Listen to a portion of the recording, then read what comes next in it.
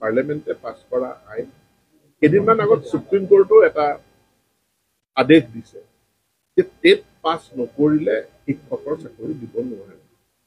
গতিকে যাৰ টেট নাই আৰু DLED বা BEd নাই তেওঁলোকক শিক্ষক হিচাপে নিযুক্তি দিয়াৰ ক্ষমতা অসম চৰকাৰৰ হাতত নাই।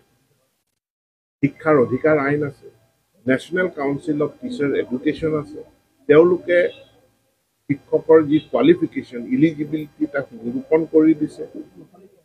গতিকে যিসকলে এই প্ৰফেশ্যনেল কোৱালিফিকেশ্যন আয়ত্ত কৰিছে তেওঁলোক টিচাৰ হৈ যাব। আমি 10 অক্টোবৰৰ ভিতৰত আমি গোটেই ভেৰিফিকেশ্যন প্ৰক্ৰিয়া কমপ্লিট কৰি তেওঁলোকক আমি শিক্ষক হিচাপে শিক্ষকলৈ উন্নীত কৰিম।